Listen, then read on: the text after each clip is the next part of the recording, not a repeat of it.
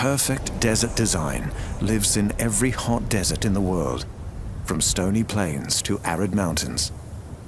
They survive in every continent except Antarctica, from the sand dunes of the Sahara to the rocks and cacti of the Americas. And they've been doing it for a very long time. Scorpions.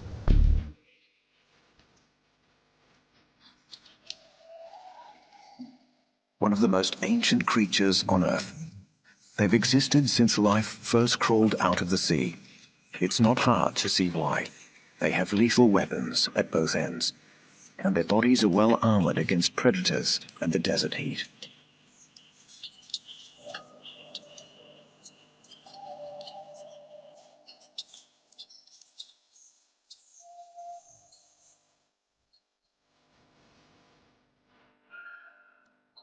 All scorpions have pincers at the front and a poisonous sting at the end of their tail. There are nearly 2,000 different species, ranging in size from 9 millimeters to a terrifying 21 centimeters. The scorpion's first trick for surviving the desert is to avoid the heat of the day. They stay safe under rocks and in holes in the sand.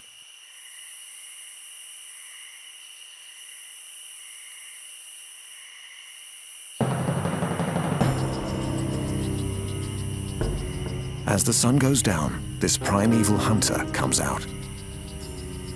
Darkness also provides protection from predators and a feast of nocturnal animals.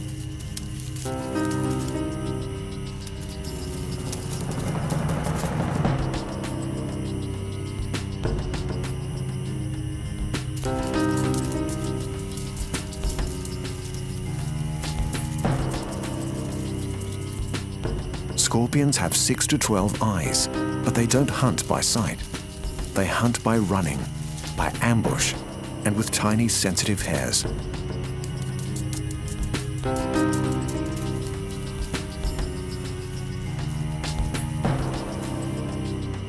The moment this moth touches one of these, the scorpion strikes and grabs it with her pincers. The tail swings into action and injects the prey with venom. The moth is paralyzed and can be eaten at the scorpion's leisure.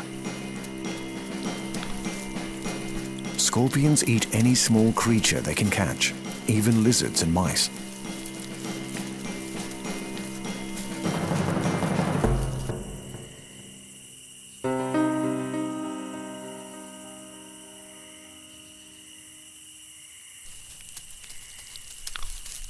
Their sting contains 2 venom sacs and a barbed needle.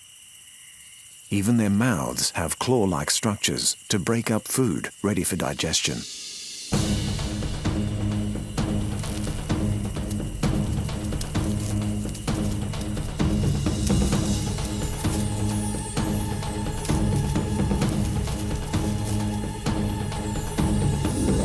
Making new scorpions is a risky business.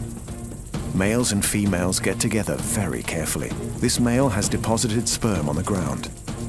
He's trying to maneuver the female over the spot without getting stung. Then he backs off quickly to avoid being eaten.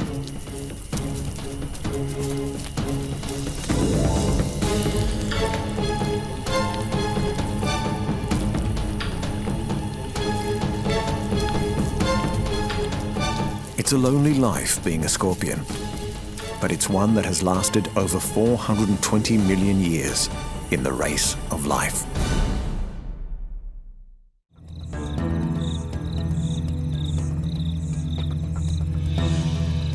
The supreme desert survivors. They have thick overlapping scales and a sharp sense of smell. Everyone living out here is on alert for one sound.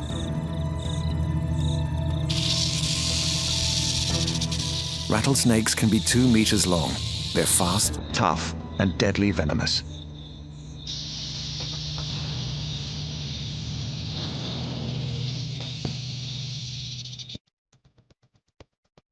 They're one of the top 10 most dangerous snakes in the world. Each fang is connected to a large poison gland behind the jaw.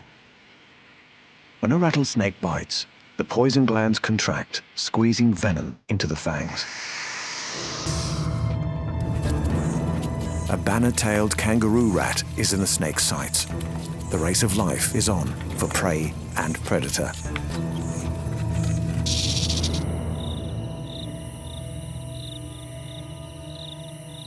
But the rat has a good chance of winning today.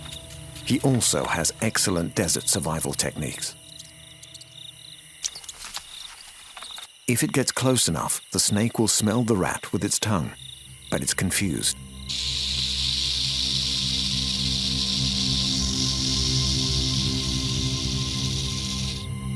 The rat freezes. The snake can't sense it. The snake moves in.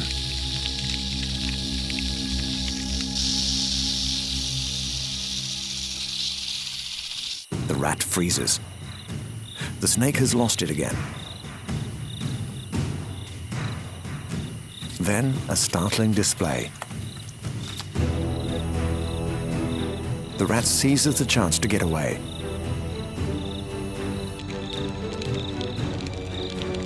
The rattlesnake is still trying to find the rat. But it must go hungry.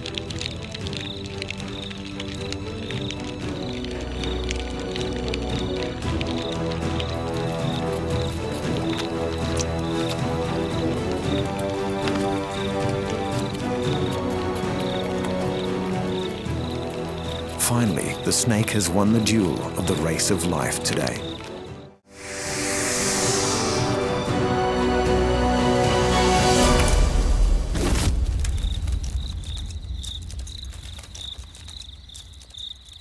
Rattlesnakes usually hunt by ambush.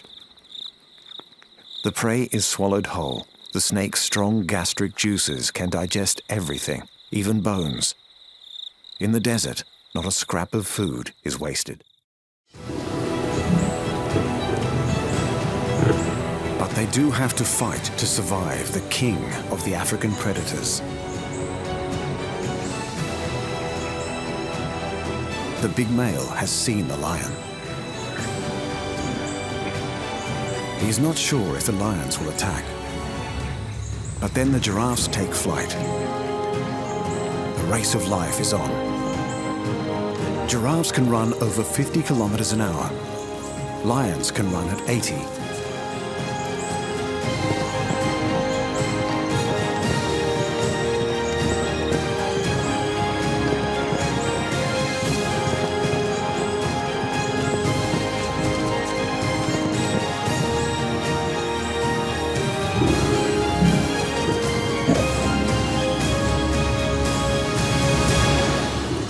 But a well-placed kick to the lion can be a death sentence. If injured, the predator will be unable to hunt and will eventually die. Sometimes a giraffe, weakened by age or injury, will lose.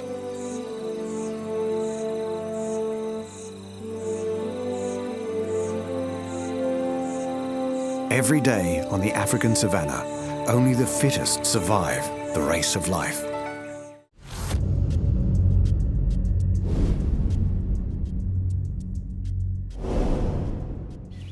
The mountains of America, Asia, and Europe are home to a giant mammal with a fierce nature. He hunts by day in the forests and rivers. His diet includes meat, berries, nuts, and fish. Full-grown males can reach 750 kilos in weight. They have large teeth and an exceptional sense of smell. Some species come to a special place at a special time every year. Bears. This one has come to the river for an event that tests the athletic skills of predator and prey to their limits. Bears are distantly related to dogs, but they have long bodies, stocky legs, and they're much, much bigger. This river is a major highway for a very special fish. Every year, Pacific salmon race along these waters to breed. They have to leap enormous hurdles and avoid being eaten by bears.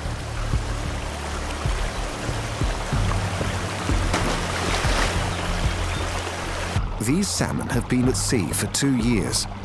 Now they're returning upriver to where they were born.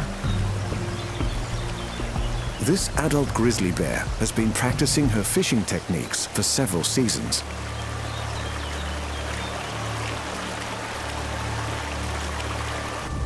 Victory. Despite the huge quantity of fish, catching a slippery salmon is a major challenge. The salmon run is at its peak in June and July, the Northern Hemisphere summer. These fish are an essential protein source for the bear and her family. When the weather changes, there will be almost no food around. She needs to eat as much as she can if she's going to live through the long and icy northern winter. This is a race to the death for fish and bear. Only the fastest and strongest salmon will get past the line of bears. And only the bears who pack in lots of protein will be strong enough to survive when the snow closes in.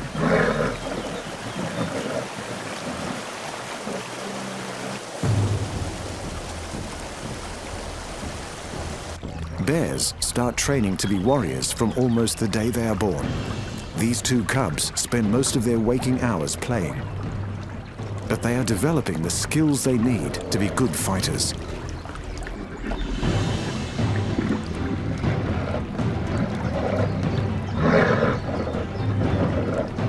They will need to win many fights if they are going to survive as adults.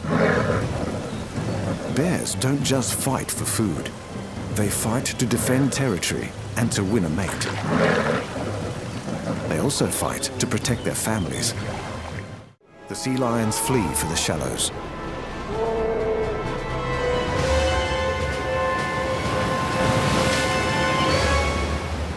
The pup was too slow, and he has lost his race of life today.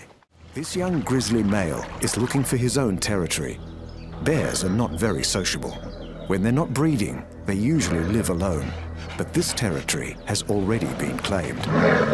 This time, the fight between the two bears is serious. If you have no territory, you have no food. In the wild, injury is as good as a death sentence. The new bear is too small. He's not strong enough to win this time. The dominant bear has won the race of life today. The younger bear must come back when he's big enough to take on this dominant male.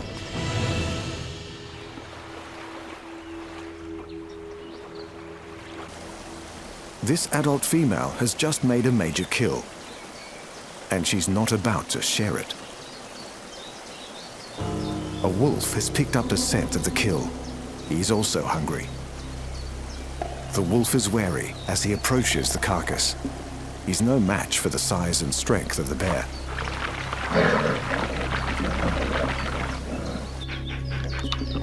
The wolf must be very hungry. He could easily be killed in a conflict. Bears do not fear any other animal. They are apex predators. If the bear was injured, then the wolf might stand a chance. But not today. Even a pack of wolves would think twice before taking on a full-grown grizzly. Like all her kind, she has become a well-trained warrior. She will need to fight every day to survive alone. It's party time.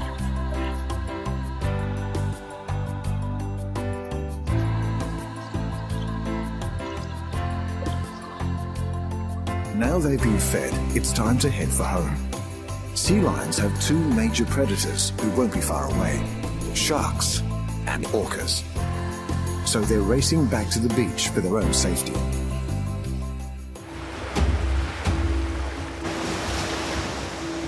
Back at base, the race of life is not over, especially for the bulls.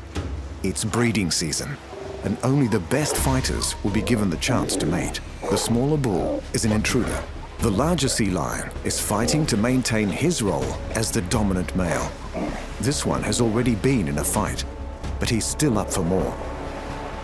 Bull sea lions fight each other only during breeding season. For the rest of the time, they live together peacefully with the colony. Most of the sea lions in the colony have now returned from the hunt. But the beach is not as safe as it looks. A pod of orcas have come for dinner, and they enjoy eating sea lion pups. The sea lions flee for the shallows.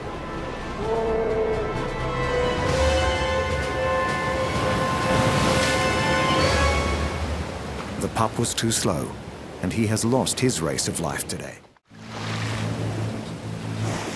No one knows for sure why the whales throw the pups around, perhaps to stun them, or maybe even as a game. The orcas visit this beach every year during sea lion breeding season. It's a perfectly balanced fight for survival. Once the pups get too big, the orcas will leave, and enough sea lions will survive to sustain the colony in its communal race of life.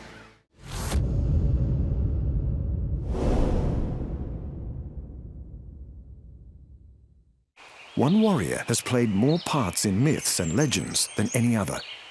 He's portrayed as a dark creature of the forest, a figure of nightmares and horror stories. He hunts in packs and howls at the moon.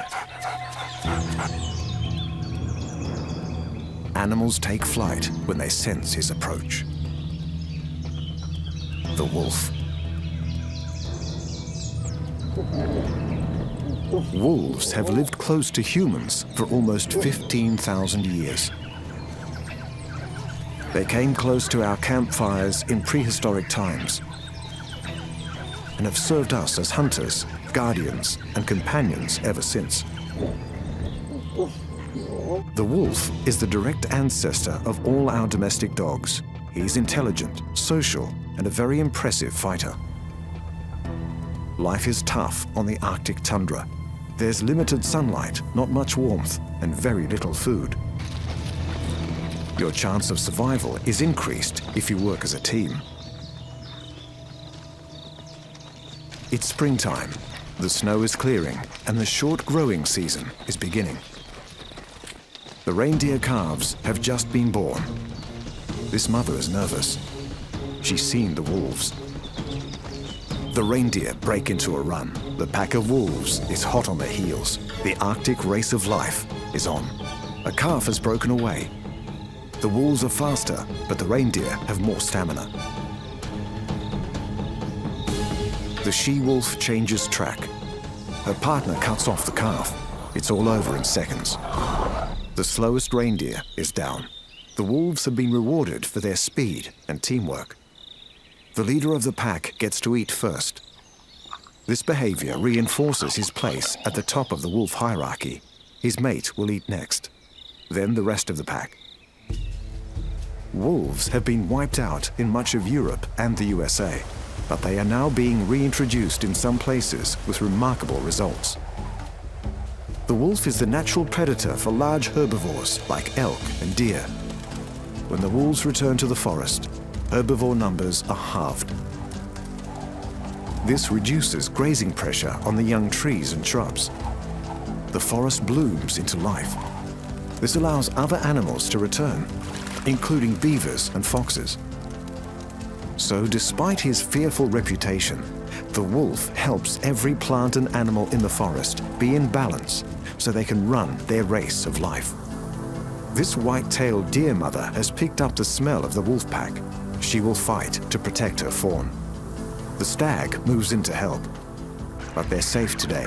The pack have already made their kill. Wolves guzzle their meat quickly. They go for the soft, highly nutritious parts first. Heart, stomach, and kidneys. Then they feast on the muscle. Excitement over the kill can bring out the warrior instinct. This pack comprises a mother and father, their pups, and last year's offspring. They're one close family. So although the fighting looks fierce, no one will get seriously hurt. The family that hunts together, eats and fights together. And this wolf family is winning its warrior race of life together. The November rain is what drives these animals to move.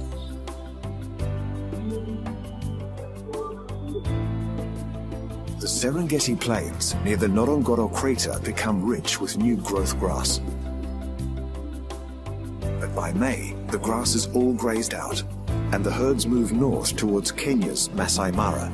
This is the greatest concentration of animal life on the planet, a true wonder of the natural world.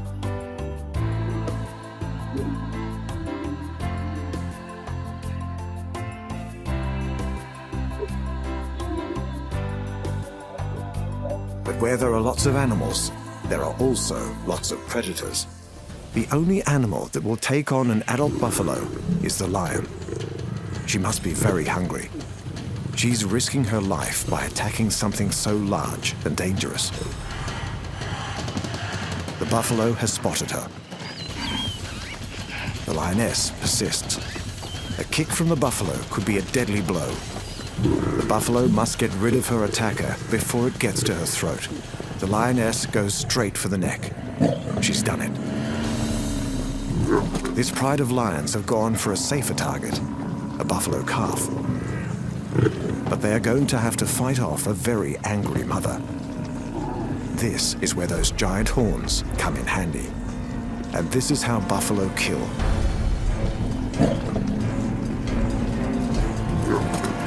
The lioness has pushed it far enough.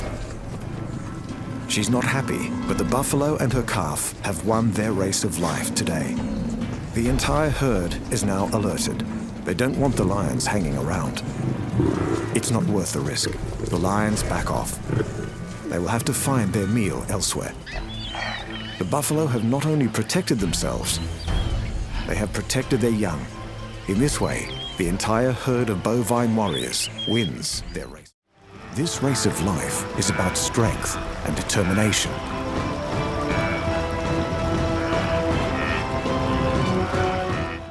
The race of life for some is literally a race. To stay alive, they have to run the fastest. They have to keep running for the longest. And they must have some extra tricks.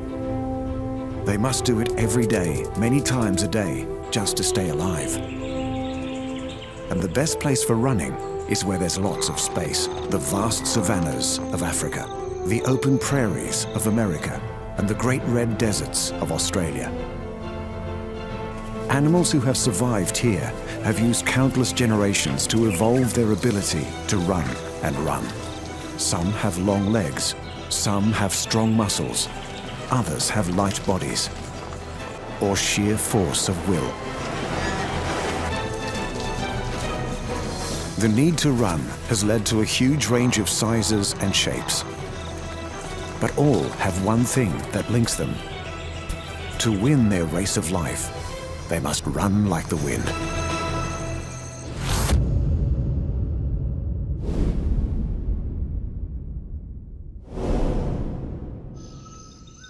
The gold medal sprinter in the race of life is way ahead of the rest. Every detail of his body is built for speed. The cheetah. These big cats live where competition for predator and prey is at its most intense.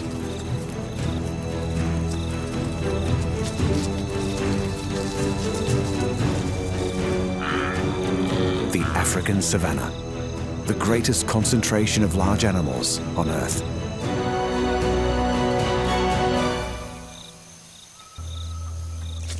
The herds here contain around 2.5 million wildebeest, zebra, and gazelles. And this is the big cat that can outrun them all. He is slim and light, with long legs built for sprinting. A lone male is hungry. He needs to eat about 3 kilos of food every day, and today he has been out of luck. Then, a herd of Thomson's gazelle.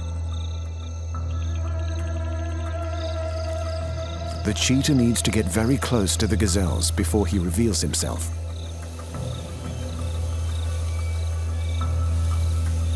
Creeping through the grass in silence.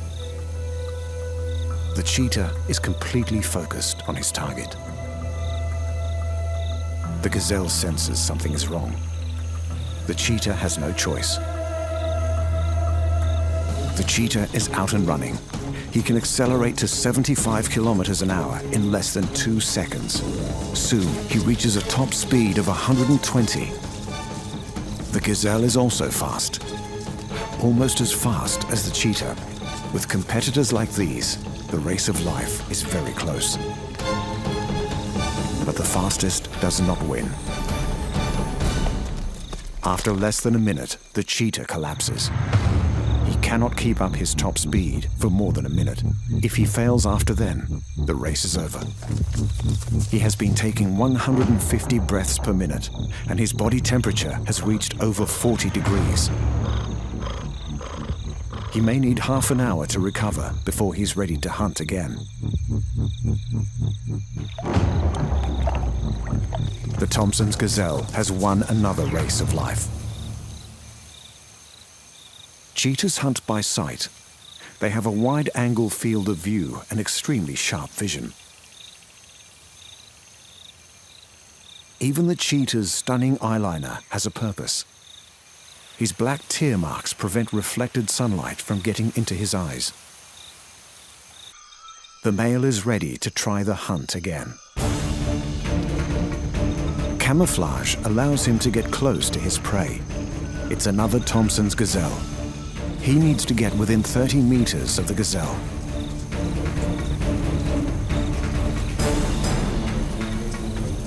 Then he's off. The cheetah has an oversized heart and lungs, so he can effectively get oxygen into those high-powered muscles. Even his nostrils are bigger, so he can suck in more air. His flexible spine acts like a spring, adding energy with every bound. His long tail is a rudder, so he can make sharp turns in the chase. The odds for the gazelle are not good. The cheetah has a 50-50 chance of victory.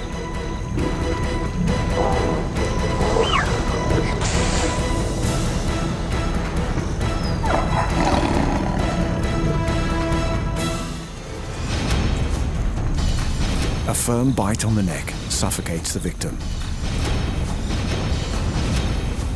The cheetah gets a meal. He lives to race another day.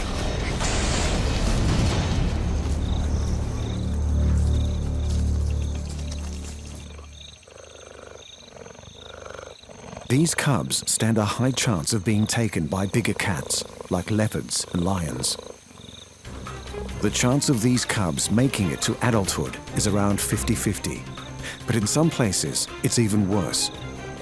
In the densely populated Serengeti, only 1 in 10 cubs will survive to become adults. These young cheetahs have a lot to learn. The mother will remain with them to teach them everything she knows. The father takes no part in the child rearing. Neither animal seems to know what to do. Both must learn their race of life if they are to survive. But the cubs soon work it out. It's bad news for the young gazelle. After 18 months, the female leaves her cubs. Now it's up to them to run their own high-speed race of life. A herd this size will quickly graze away all the available grass. They need to keep eating, so they must face a dangerous migration in search of more food, which is excellent news for the Nile crocodile. Our female is anxious, but she knows safety in numbers is the key to getting across alive. Time to take the plunge. The wildebeest knows the more time she spends in the water, the greater the chance of being caught. Her luck runs out. The croc tries to drag her under so she will drown. This race of life is about strength and determination.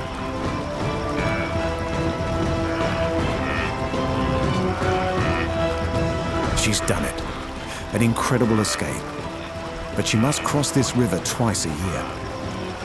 If she's strong enough, fast enough, smart enough, she will win this race of life many more times to come.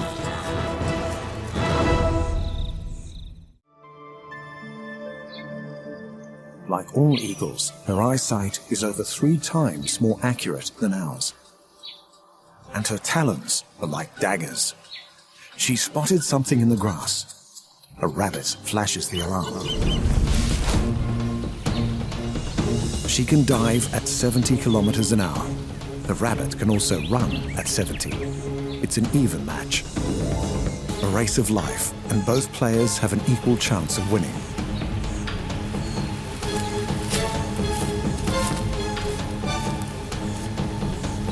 the wedge-tailed eagle has won. She gets to eat. But tomorrow, she will have to race again.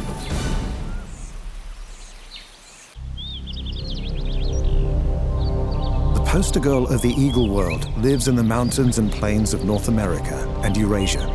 She can be trained to hunt animals as big as wolves. These crows are not about to stay and pick a fight. The golden eagle. With a 2-meter wingspan and talons as big as a child's finger, the golden eagle was always going to beat the crows in this race of life. Once the hunter has had his fill, the vultures move in. But vultures are not the only scavengers here. The giraffe carcass attracts hyenas, and they're prepared to fight for their share.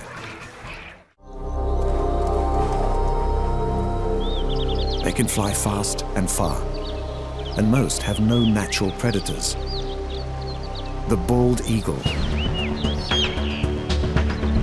impressive aviator and proficient fisherman.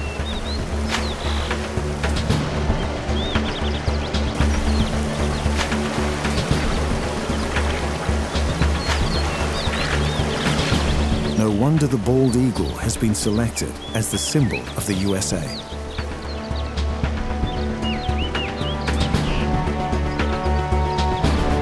It also helps that he's very handsome. The fastest living animal on Earth is a bird of prey. He can be found from the Arctic to the tropics. This one has a family to feed.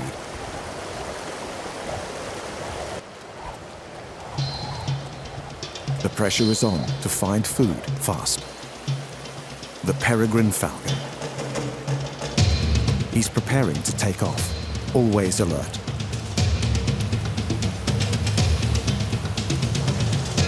He has 2 hungry mouths waiting. Success.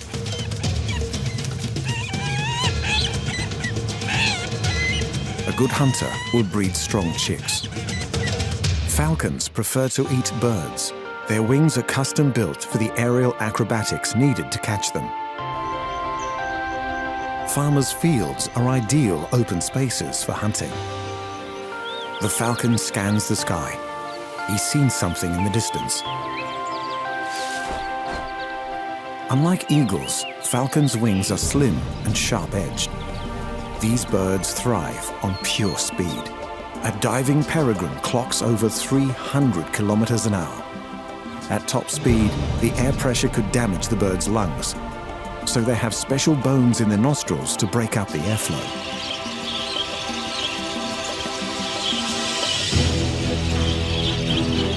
The falcon starts the chase. A rock dove has seen the predator. The falcon hesitates, then in go the wings. He drops into a high-speed dive. He's aiming for the dove's wings.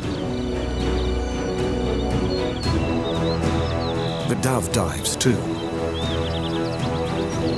Got it.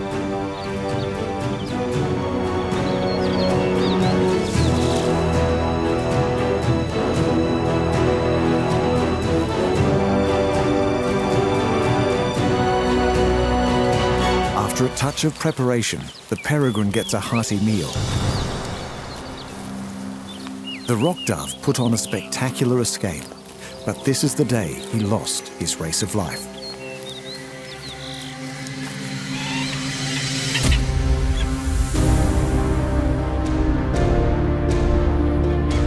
Falcons are experts at catching smaller birds in flight.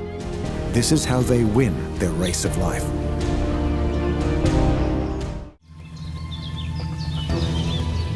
Kestrels have another amazing ability. They can see ultraviolet light. And this takes our parent to his prey. This mouse marks his trails in the grass with urine. Mouse urine reflects UV light, so the kestrel can see ribbons of rodent trails in the field below. He's got the mouse in his sights. He lines himself up for the strike.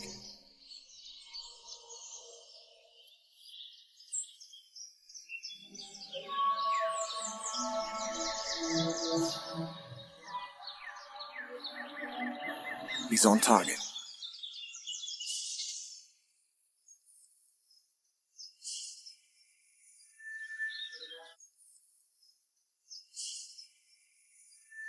Kestrel has used all of his talents to win the race of life today. Kestrels can have up to 7 chicks. You would definitely need to be an expert hunter to feed that many hungry mouths. But the chicks are running the race of life even before they leave the nest. At least one of this lot will probably die. As they fight for food, they are fighting for their lives. Chicks that are small or weak will not manage to get any food. It's brutal, but for kestrels, it is the only way to make sure the strongest survive. The bare bones of a dry land are home to a bird closely connected to the dead. It's a bird that will strip a body down to its skeleton, a bird that seeks out carcasses. Its presence is seen as a sign of impending death. The vulture. He's easily recognized by his bald head and sharp, hooked beak. Vultures are birds of prey, but they do not hunt and kill. Their prey is already dead. Vultures feed on the rotting meat of dead animals. Some can smell a carcass from over 1 kilometer away. They are designed by nature for ripping the flesh from large animals. Surrounded by death, the vulture runs his race of life. As well as the distinctive head, vultures have long, broad wings and strong, sharp talons. The vulture's race of life is against his companions and other predators. If there's food lying around, it's not so easy to just turn up and take it. If you're a smart vulture, you can be at the right place at the right time. Beaches used by turtles for breeding are a bonanza for vultures. A beach is covered with turtle nests and the bodies of exhausted female turtles. This is the time for throwing out the rule book and eating living food.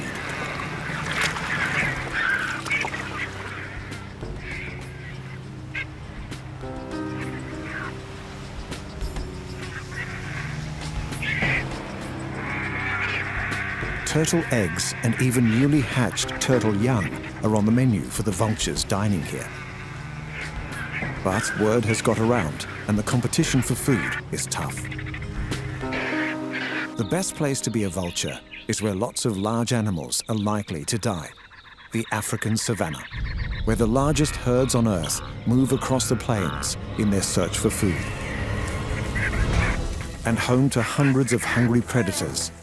Every day, countless of large animals are hunted and killed by lions, leopards, cheetahs, and crocodiles. Once the hunter has had his fill, the vultures move in. But vultures are not the only scavengers here. The giraffe carcass attracts hyenas, and they're prepared to fight for their share. Today, it looks as though there's enough meat for everyone, so the competing scavengers are calm.